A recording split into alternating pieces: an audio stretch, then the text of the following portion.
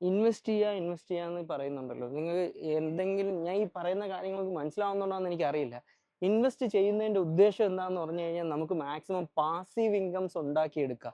So എന്തുകൊണ്ട് passive income ഉണ്ടാക്കുന്നു എന്ന് പറഞ്ഞു കഴിഞ്ഞാൽ നമ്മളെ ഇൻകംസ് കൂടുന്നതനുസരിച്ച് നമ്മളെ ലൈഫ് സ്റ്റൈൽ ചേഞ്ച് ആവും. അതുപോലെ തന്നെ നമ്മളെ തിങ്കിങ് ചേഞ്ച് ആവും. അതിന് ഏറ്റവും വലിയ ഉദാഹരണമാണ് ഞാൻ. എനിക്ക് 1200 ശമ്പളത്തിൽ ഉണ്ടായിരുന്ന സമയത്തല്ല പോലെയല്ല ഇപ്പോഴുള്ളത്. അതേ കണക്ക് ഇൻകം കൂടുന്നതിനനുസരിച്ച് നമുക്ക് ഇഷ്ടംപോലെ ഫ്രീഡം ഉണ്ടാവും. നമുക്ക് ട്രാവൽ ചെയ്യാൻ പറ്റും. അതുപോലെ തന്നെ നമുക്ക് കുറേ കാര്യങ്ങൾ നമുക്ക് ലൈഫിൽ എക്സ്പ്ലോർ ചെയ്യാൻ പറ്റും. അതേ കണക്ക് ഇൻകം ആണ് ഏറ്റവും കാര്യം. പണം, പൈസ തന്നെയാണ് ഏറ്റവും വലുത്. അപ്പൊ അത് എങ്ങനെ ഉണ്ടാക്കണം, ഏത് രീതിയിൽ ഉണ്ടാക്കണം, എനിക്കറിയാവുന്ന ഒരേ ഒരു മാർഗ്ഗം എന്ന് പറയുന്നത് റിയൽ എസ്റ്റേറ്റ് ആണ്. റിയൽ എസ്റ്റേറ്റിന്റെ ഒരു പ്രത്യേകത എന്ന് പറഞ്ഞു കഴിഞ്ഞാൽ ആ റിയൽ എസ്റ്റേറ്റ് നമ്മൾ കൈ കിട്ടിക്കഴിഞ്ഞാൽ അത് റെന്റ് ഔട്ട് കൊടുക്കാൻ പറ്റും. അതുപോലെ തന്നെ അത് കിട്ടി നമുക്ക് എന്താൻ പറ്റും, റീസെയിൽ ചെയ്താലും അത്യാവശ്യം അപ്രിസിയേഷനിൽ വിൽക്കാൻ പറ്റും. സോ റെന്റ് ഔട്ട്, റീസെയിൽ, ഇത് രണ്ടുമാണ് റിയൽ എസ്റ്റേറ്റിലെ ഏറ്റവും ഇമ്പോർട്ടൻസ്.